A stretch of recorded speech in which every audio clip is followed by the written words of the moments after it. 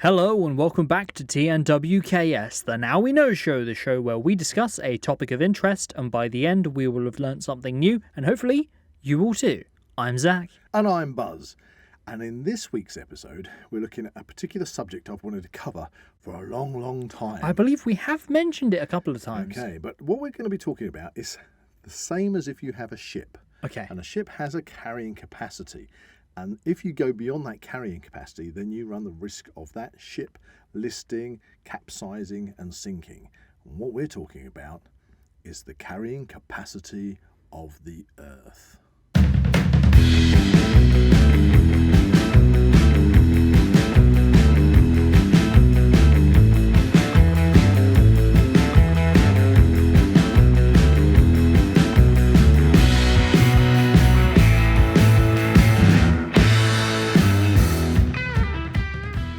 If you enjoy the Now We Know show podcast, support Zak Wylde Productions on Patreon or join our members on YouTube for early access, ad-free content and exclusive episodes. This sounds like a quite serious topic, actually.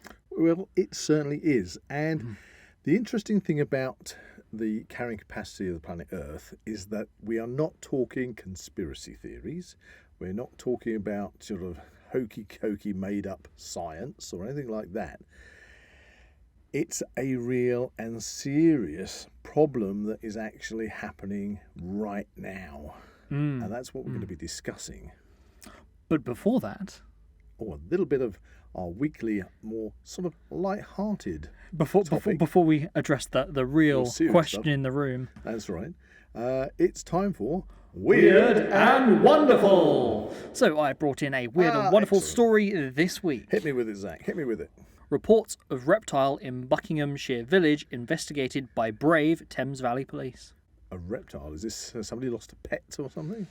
Well, officers from the South Buckinghamshire team at Thames Valley Police investigated after receiving reports of a reptile's head poking above the surface of the waters near Cholesbury, a village near Tring on the border with Hertfordshire, last week. So is this like their local Nessie then? Is it it has got a picture. Cryptid? It's a crocodile. Show. You got to show me. There you go. There's a picture of a crocodile. There is a. It's not one of them.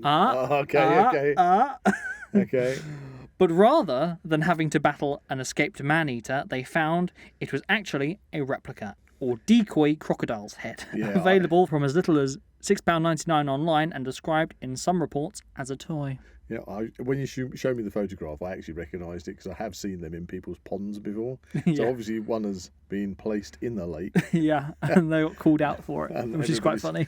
Well, it's quite funny. Yes, it's kind of taxpayers' money being paid for that. But at the same time, I mean, they'd get paid that anyway. I'm sure it livens up their day, I guess. I suppose. I'm sure the police should be doing something, really. But they could have been a real crocodile. So, the force took it in good heart, posting on Facebook, "Crikey, it's not every day that you get send reports of a crocodile in floodwater near Cholesbury." Wow, it's time to send with a picture under his arm. I wonder if that officer is now known as Crocodile Dundee. Crocodile Dun Cholesbury. Actually, I wonder what his surname was. That would be funny if you knew what the police officer's name was. They'd call him Crocodile, whatever. Don't be alarmed, the croc is now with us at the police station. There you go. They'll probably put it up on the wall as a trophy.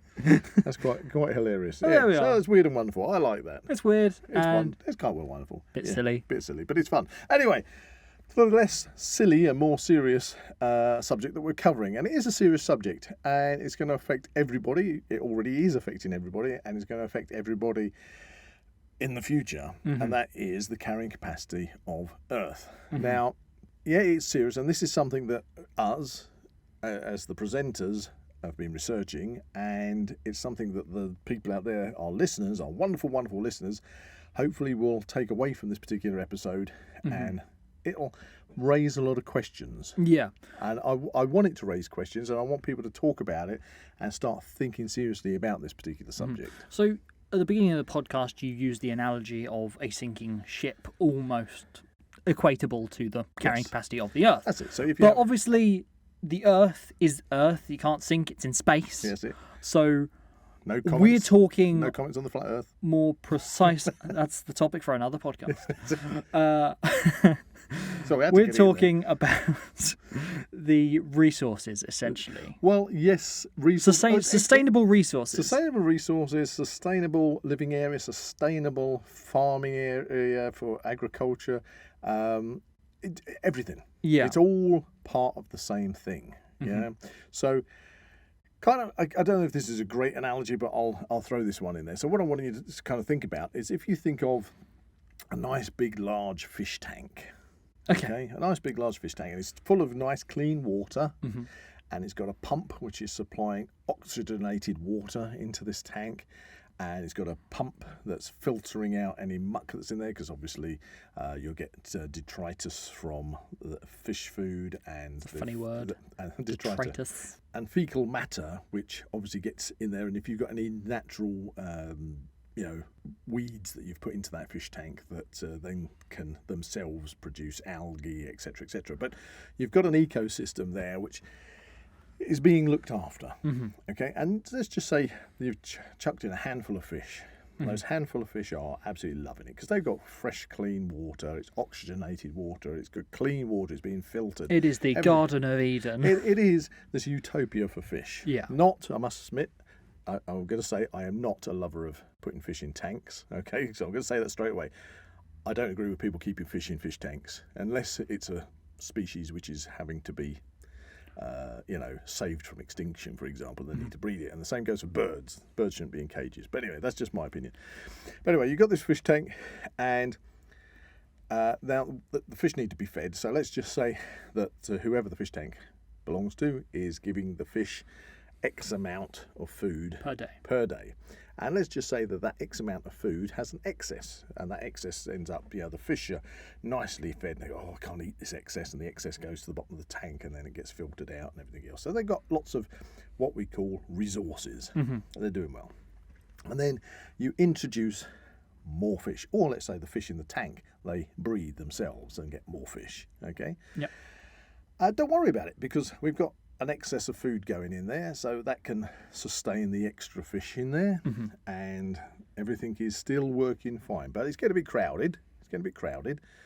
But this continues, and the fish tank fills up with more and more fish. Now, what you're going to get? And there's no let up to this. No, so you're going to get the tipping balance where suddenly you've got so much fecal matter in the water, so much detritus in the water, the filter is getting blocked up and not being able to deal with this, so the water is getting dirtier and dirtier and less oxygenated, and your fish are exceeding the amount of food that they are getting on a daily basis given to them. And that excess is suddenly depleted. If for example, in this example, they are only getting a handful of food a day. Despite if there's an increased number of them. Despite if there's an increased number of fish, that amount of food doesn't change, then suddenly all those fish are going to be in a position where they're not getting enough food to go around, and it's all, the whole ecosystem, what was basically a paradise, as you said, this utopia, has now just turned into a dirty, nasty cesspool. And that's when the piranhas come out. And to start fighting for the resources.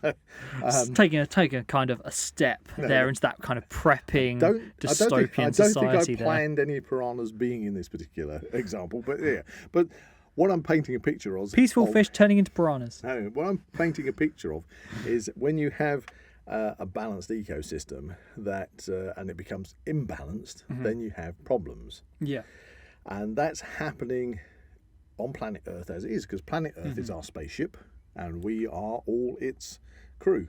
Passengers. Yeah, humanity is in command, you could say, because it's the human species which is having an effect on the planet, which obviously we're getting told on a daily basis that we should be trying to decrease our carbon footprint and to try and recycle and have the least impact on the planet and try and slow down global warming and all these things which are real and are happening. So when it comes to the carrying capacity of the planet, that is again a big issue, because we are currently at 8.1 billion people on the planet. Wow, I can remember when it was 7. Yeah. Well, okay. I've got a lot of notes here, so if you hear me rustling paper, then that will that's my notes. I've got pages and pages of notes here. That's all right. Okay, so to put this in perspective, 300,000 years ago, okay, it's estimated that the maximum population on the planet was around 10,000 people, or humanoids. Wow, that is quite the perspective there. Okay, but now this is the thing, and it would have taken around 35,000 years for that number to double when you consider births, deaths, and expansion. Wow. That's a huge. So to get from 10,000 to 20,000 population, 35,000 years. That sounds mad. Okay, and I double checked these figures on several different websites just to see that's Reputable sources. Yeah, reputable sources. Now, going on census that was taken in 1930 to 1974. Okay, so this is from 1930. Yep. Just before Second World War to 1974, the whole Earth, the Earth's population doubled. So where it took 35,000 years to double, it literally took from 1930 to 1974. So even despite World War II? Yes. Wow. It doubled. Crikey. Okay. Because obviously you have births and deaths, and that you either have a stable population. So the births are being neglected by the deaths. So people passing away, getting older and passing away, and people being born, and you get obviously infant mortality and things can balance out and give you a stable population. Yeah.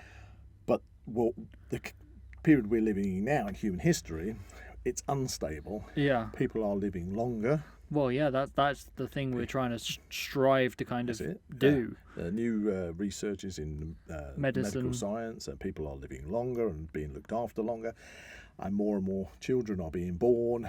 And yes, children around the world die of malnutrition and starvation and all sorts of things, all sorts of different kind of diseases. But the fact is, more and more children are being born. Yeah. And so you're filling up the space.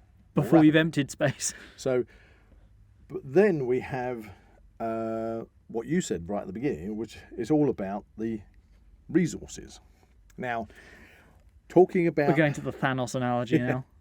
Well, talking about the... we'll leave Thanos out of it for the moment. Okay. Talking about the carrying capacity of the planet. So there was a big question you need to ask me there. And that is...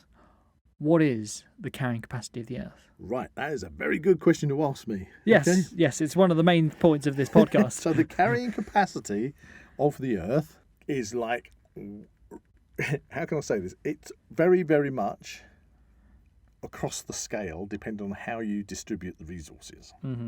But working on the principle that all the resources of the planet Earth are being used in the same capacity around the world as they are now, we will reach the carrying capacity of the planet when it gets to basically 10 billion people.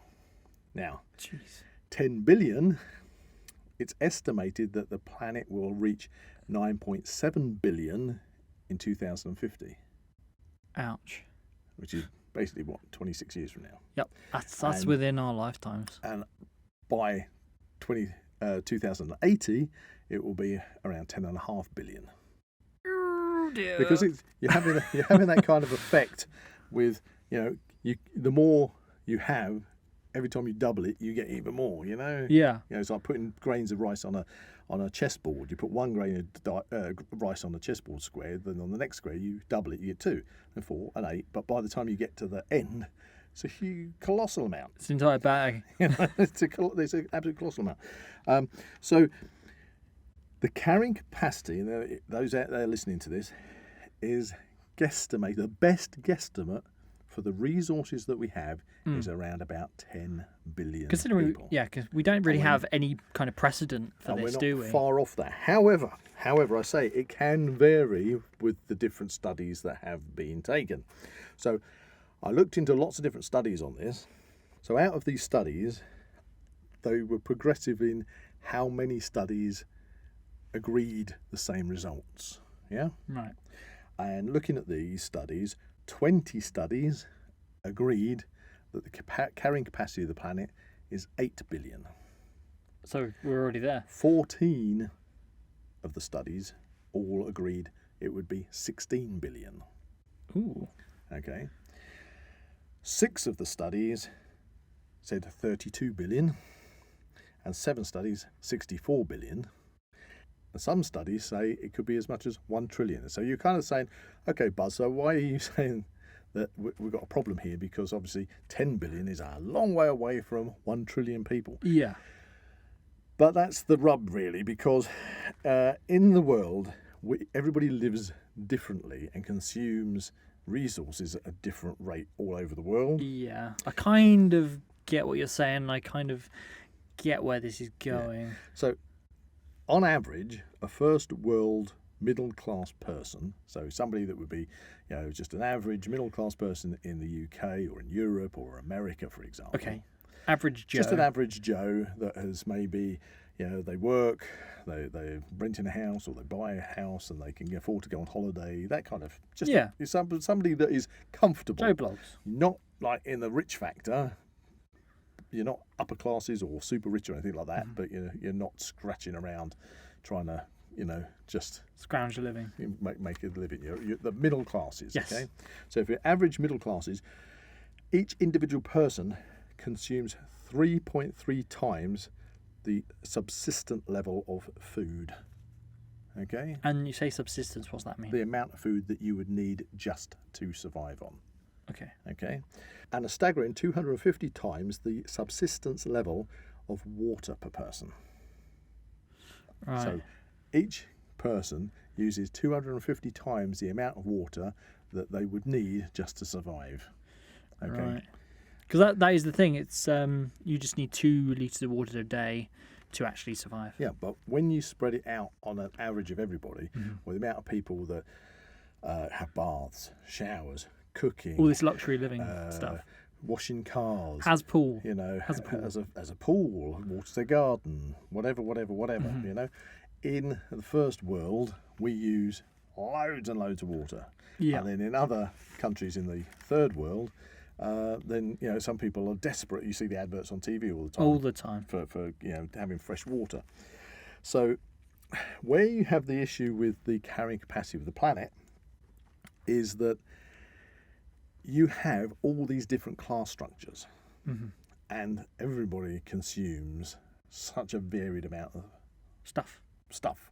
And I was talking to a friend of ours the other day who actually works at a supermarket, and they were saying, for example, in the UK, that the supermarket, they can have a damaged pack of food, which is perfectly 100% okay. It's got the tiniest dent in it or something, and they're throwing skips of food away on a daily basis. Yeah. And then if you then times that by the amount of supermarkets you have in the UK, across the world, in places where the regulations say that that's what you got to do, it's absolutely. But I suppose it's the millions of tons of food. I suppose it's the idea that landfill. Like the value of that item or whatever it is suddenly is then non-existent when it is damaged. That's kind of the eyes of the store. I think that each individual store has kind of like a losses thing where they expect X amount of losses through either damaged goods or even these days through theft from shoplifting and things. And it's kind of written off, and then that cost is then calculated and added on to all the other food that we pay for to counteract that loss from the stores. Wow. But the point is that there is a huge amount of resources in the first world that just end up going into the landfill, into the bin. Wasted resources. Whereas other people in the world are starving. Yeah. Or desperate for fresh water.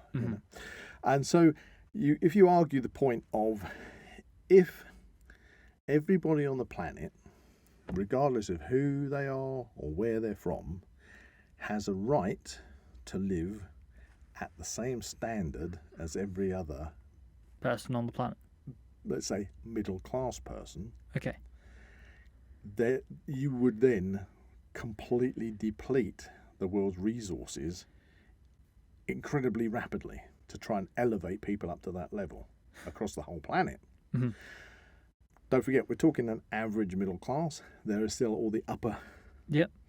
There are people up there with their luxury yachts at Monaco. Money is no object. Yeah, they all pay £43,000 for a singular plane ticket to take them somewhere, Or a glass of glacial water. Yeah, a glass of glacial water, Yeah, it's just ridiculous amounts of money for the super rich. Yeah. Yeah. And it's trying to get your mind behind trying to get the finite resources of the planet and say, okay, we can't keep consuming them at such a rate. But if you say to somebody who lives and is used to that kind of middle America, middle English lifestyle, that actually in order to lift up everybody else in the world, that you are going to have to take a serious dip in your Nobody's going to want that. living That's your problem. standards, and all the super rich people are going to have to take a super dip in all their living standards. Which they're not going to want to So do. that's where we get figures like the 1 trillion, because that would be if you're living in sort of some kind of dystopian future Yeah. where everybody is eating Soylent Green. I was wondering when that was going to come. Everybody is wearing, I don't know, orange one-piece suits, and you all live in your tiny little cubicle rooms. Careful, you're bringing up Fallout now. I mean, the point is, in order to distribute, so all of the resources of the planet are distributed equally, you would have to completely and utterly turn the whole of society across the world on its head from what it is at the moment. And like, if only there was like a switch to make everyone okay with that choice. But there isn't. There isn't. So in a There's never going to be. If in a hypothetical world, if everybody switched to being equal, a huge amount of people on the planet would actually get raised up in their living standards. A huge amount of people would be lowered in their living standards, but still have a roof over their head, still have food in their stomach, still have clothes on their back. Yeah? Yeah. But people who say, oh, I want to have the big gas guzzling car, or I want the $200,000 electric Boat 4x4 or the big, you say, no, you can't have that. But the thing is, we don't live in that kind of world. No. And, as well as people saying, shaking their fist and saying, I hate the capitalist society and everything. Yeah, capitalism does have its issues. But also within the capitalist society, for every, say, business owner that has started a business and from that business has now managed to employ people, and because has grown it from the ground up, because he or she has grown it from the ground up, and those employees have now got jobs that didn't exist before, and that allows them to buy their own houses or to afford their rent, and they themselves have a quality of life which allows them to go on holiday, maybe go to the Maldives or things, etc. You're not all that happens legitimately. You still have behind the scenes all the people that make money out of illegal gambling, for the world slave trade and sex trade, drugs, money laundering. All those people make gobbling all this money and using resources. So you've got to also convince all those to suddenly overnight become. Yeah. You don't need all this money. Exactly. You don't need to be driving around in your Ferraris and everything, and Well, their response to that is going to be, well, I earned this. Yeah, they're not going to be interested, are they? No. So they're going to tell you to take a hike, Mike. Exactly. So what we have is on a social level, nobody is going to bend. Nobody's going to budge. Yeah. Nobody's going to budge from what they have are happy and want. with. Yes. And that's the big problem. So we again end up back to this figure of 10 billion people being the tipping point where the resources are starting to get very, very stretched. Now, we add into that the other issues that mankind is causing at the moment, such as, of course, the big one, global warming. I mean, this, in fact, today on the news, it was officially stated that every single day since the beginning of the year, the sea temperatures have increased every single day. Jeez. Okay, and that this April, on the case of the whole planet, was the warmest April on record. That seems to be such an ongoing trend. It's like it's always the hottest day, week, Exactly. month there's ever been. And as we speak, And we keep hearing this. As we speak, there are severe droughts in certain parts of the world and huge amounts of flooding in other areas. So people are literally getting pushed off their land. Agriculture is getting destroyed because the land is basically, you just can't farm it anymore. Places are becoming barren that you can't live there anymore. So the inhabitable amount of land on the planet is decreasing. Now, you've also got to be able to feed everybody. And look what happened when Russia invaded Ukraine. Suddenly, Ukraine being like the breadbasket of the world, all the grain exports ceased. Yeah. And massive supply problems. Have massive supply problems. And in Africa, they have a saying where I think it's bread is life. And they were having huge issues because they weren't getting grain supplies. So you're going to have issues where as the population expands and you've got to home people got to have somewhere to live, but then you have to find places to grow the amount of food required to feed all these people.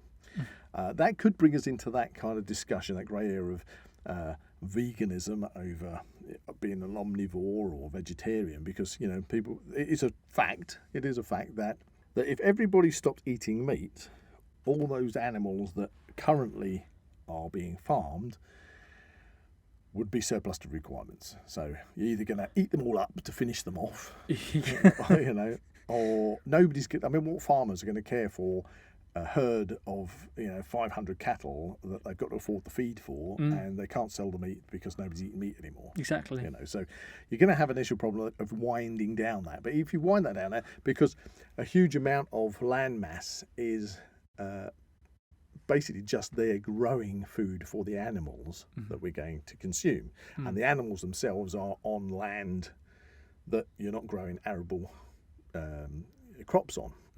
So if you stopped eating meat, then you would gain lots of land which you could grow crops on. But as global warming is creating issues with severe weather events, flood, I think last year just in England, loads of crops failed. Exactly, yeah. Because it was too hot and too dry, things like this. And then you've got other factors in just growing. If the whole of the population of the planet is going to go over to not eating meat but going to go over to a more of a sort of a vegetarian approach, then you still have to fertilize. What a horrible thought. Well, Personal opinion. I'm not at all into factory produced massed meat plant type meat. If I eat meat, the stuff that always professes to be vegan friendly, and it's like, we're not going to get into that vegan discussion because that is a big discussion about veganism. It's a podcast unto itself. Yeah, maybe we'll cover veganism, but the meat I eat. Do you know any vegans? I do know some vegans, and I have to get them in for a guest. Usually it's because they will tell you immediately that they're a vegan. Before Anyway, controversial. So if you went over to a vegetable-based diet, a huge amount of the what do they call it in products when you're buying something which is not using human-made fertilizers? It's organic. That's it. So you go to a shop and you can buy organically grown food. Yeah. And the vegans probably love the organic. And most of it is grown using animal fertilizers, bless them. So it's horse manure, cow manure, pig manure, ground up bone meal. Isn't that using the animals though? Don't tell the vegans that, but yes, they're eating food which is basically being fertilized by waste products from animals. And don't even talk about the water. Let's not go there. Anyway, so I'm pushing buttons. So then, if you're not going to use any kind of animal fertilizer, you've got to then. I think you can use sort of legumes, sort of types of things like peas and beans. In them, they grow and add nitrogen to the soil. But you're going to have a big rethink of how you are going to grow crops across the planet to supply enough food for everyone. And that obviously doesn't take into account the fact that as we have the expanding population, you're going to decrease in the amount of land that you can live on. No, not you live on. You've got to live somewhere. So Yeah. where all these people are living is decreasing the agricultural land. Yeah. But also, agricultural land does not help for biodiversity, because what they do is they go down and cut down rainforests to grow their Palm oil. or to make the tofu, such as soya. So you've got the soya plantations, and as you say, palm oil, and you're stripping away natural habitat and basically the amount of species which are becoming extinct and being pushed out of their natural habitats.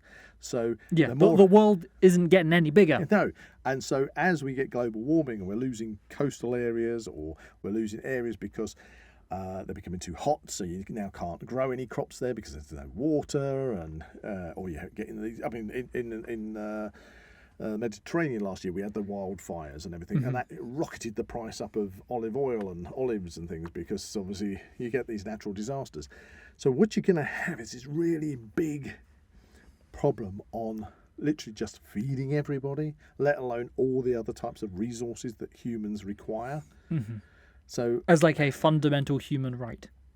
Well, yeah, or what we consider to be. I mean, people are not going to want to take a dip in their living standards to help somebody they're never going to meet across the other side of the world. Exactly. It's not going to happen. In fact, humans are incredibly selfish. You would get riots on the street if it was suddenly said, we got to, by law, enforce that actually everybody's going to go on ration books now, in order that we can feed everybody across the planet, and that we can lift people up to the same level of living standard. Yeah, everyone is all for equality until it affects them. Yeah, and that is the big problem, because as it stands at the moment, we are just running blindly into this. No politicians that I've noticed are talking about world population, or should I say world overpopulation. But could you imagine if they did? What would be the reaction there? Well, they would be shunned. The first question is, well, what do you suggest we do about it? I mean, you can't go to the extremes of, goes back to what you said at the beginning, the Thanos initiative where you click your fingers and half the population disappears. Logan's Run. You can't say, okay, you get to the age of 40 and yes, you've got to go to the carousel. That's just not going to happen. Soylent Green. Yeah, or the fact is that all the areas that people need food. Let's make the people food. Everything that is all the areas that grow food, and again, you mentioned Soylent Green. In that one, fresh meat was just something that was, because all the animals had gone. All the people only saw tigers or deer on film because they're all gone. Yeah. Because of natural destruction of the planet's natural resources and their natural habitats. So that's when it goes over to protein blocks from Snowpiercer or protein farms from Blade Runner 2049. Yeah, and they're already talking about, okay, we've got to eat the insects. We can switch over and everybody can eat the locusts and eat the Have you ever eaten a locust? Yeah, we went to a party where they had locusts and I think mealworms as well. Somebody did dare me to eat a locust once, and I did. They're just like a crunchy carapace, really. Yeah, it didn't really have much taste. It was just like crispy. But you're not going to get vegans eating insects. Grief! No. Imagine the riot. Then you'll get riots. Even more riots if they know that the Soylent Green is coming on board. So we are on this cusp of literally in our lifetime. Potentially. Well, it's not a potential. High possibility. I mean, the only things can sort of tip the balance, if you like, would be another major, and I mean major, it'd have to be a major pandemic which wipes out a huge amount of population. We are COVID-29. Or, I don't want to even have to think about it, but if there was a major world war where, again, huge amounts of population were wiped out through basically warfare. But then from the 1930s to the 1970s, at the beginning of the podcast, you said that the population actually doubled. This is true because although the wartime losses were taken into consideration in that calculation, and that's why we're so rapidly every year it's increasing. So it's and we are striving again, as you said, to live longer. Frankly, I love life. I haven't lived. I love life. Life likes me. Scrooge there. Yeah, a bit of Scrooge. So for all those people listening to the podcast, we want to live a long and comfortable and healthy life. But we also want our creature comforts. Well, that said, and beyond us, like children, you want your grandchildren, etc., etc., etc., to live in this happy world too. Exactly. We don't want this kind of post-apocalyptic kind of totalitarianistic dystopian society to suddenly just hit us all in the face. Yeah, something's got to happen. We're going to have to, cut back. I mean, the thing is, when you've got if you want to call it the first world, consuming loads of consumer goods or all the luxuries, if you like, who's going to turn around and tell everybody they've got to take a big hit in that if you're going to allow the rest of the population of the planet to pull themselves out of poverty and to have an equal bite of the apple? Yeah. Now, I suppose so far this is kind of sounding almost a bit ranty about humanity in this podcast, but do we have any actual solutions? Is there a silver bullet to this? Right. Well, that is a good question, because personally, I've kicked the figures around. Mm-hmm. I've looked through factors of births, deaths, and the fact that it's unstable in that it isn't keeping our population stable. Mm-hmm. We are continually increasing in population, so that's one thing that's out of the window. In the fact that we are getting places, less and less land for people to inhabit, that isn't going to have a knock-on effect by taking up agricultural land. And also the fact that if you can't really expand agricultural land indefinitely, because you are then destroying all those natural habitats for the wildlife that alone habitable spaces. Yeah. You've got to have enough food to feed everybody. You've got to have all the resources to support everything. I don't really see a silver bullet. Well, I suppose looking to it's not really an extreme, it's a thing that's also happening. Potentially, we're talking about the analogy of we are on a ship. Could it be that we need to head off into the ocean to find some more resources?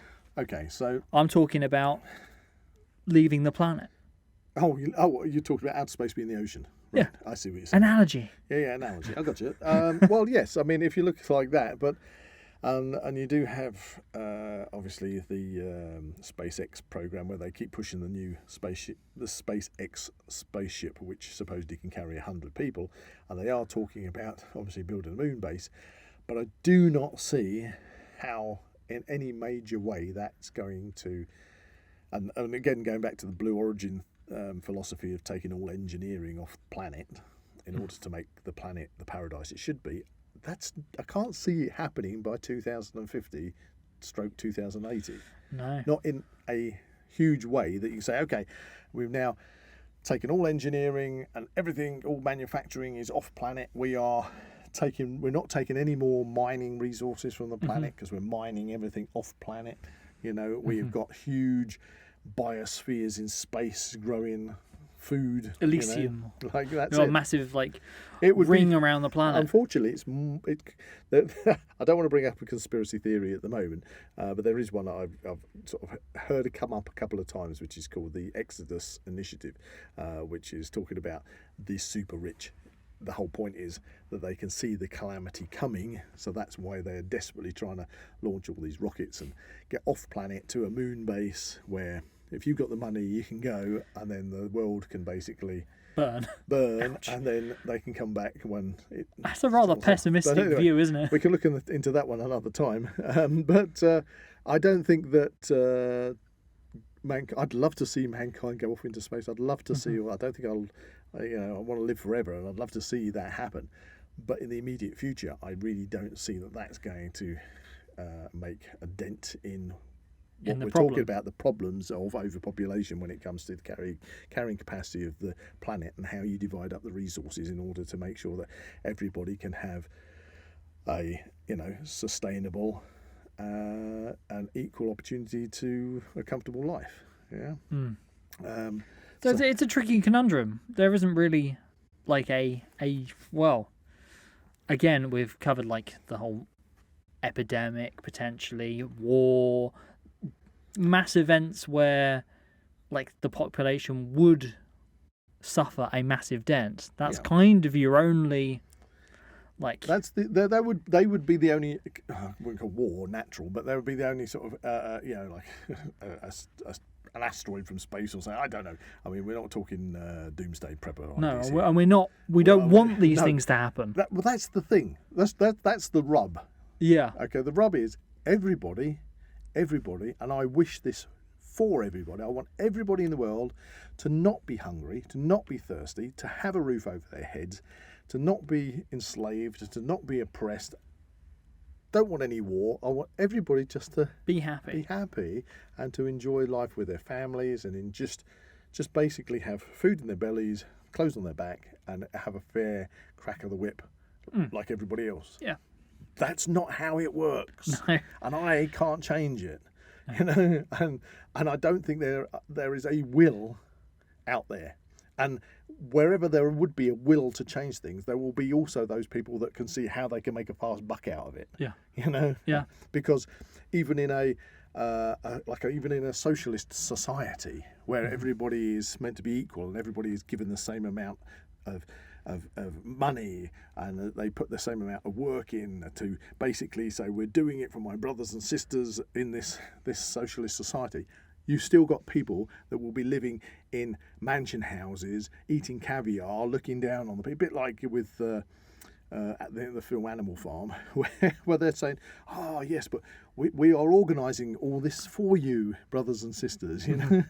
But in fact, there's always going to be people, because it's human nature, that will take I'm going to say take the piss and try and get more out of it than everybody else. Yep.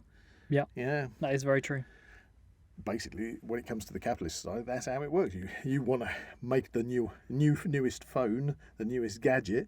You want to sell it to people. You need this. Yeah. It doesn't matter if children have been digging out, mining these absolutely disgusting resources out of open mines in some third world country, so you can have your up-to-date electric car. You know, that doesn't matter because you want this. Yeah. You need this. You know? This makes your life better. If you don't have this, your life isn't better. You know. So that's the commercialism of capitalism, and so it comes right back to the whole point of the subject of this discussion is the carrying capacity of the planet is, on the best estimates, 10 billion people, and we're going to be hitting that around 2050 or just after. And that means resources are going to be really, really getting stretched. And that means if there's any issues with supply and demand, with any kind of extreme weather events that hit agriculture and things, we stand to have a lot of issues in the very near future. And I really don't know what to do about it, personally. Does anyone out there in the cosmos on the planet Earth have any suggestions? Please let us know. I would say if I came from a practical prepper's perspective... we're going to prepping now. I would say you can only kind of look at life from the perspective of yourself and those around you, your family. It's basic survival, isn't it? And just do what our grandparents and great-grandparents did. Prep, have some stores, and then if there is a blip... If there is a supply issue, if you have to get by for a month or two, you can. And you can ride the wave with less hassle than perhaps you would have had prior to that. But yeah, I think that when it comes to the carrying capacity of the planet, it's a major problem. Major problem that nobody is talking about. As I say, and that's why we are. And that's and I'm going to repeat myself, but no politician will ever discuss it because it's not a vote winner. They haven't got an answer to it, and they don't have to have an answer for it because within the next 20 years they will be retired on their nice politician's pension. Yep. You know, You got and leave it to the next lot to deal with. You know?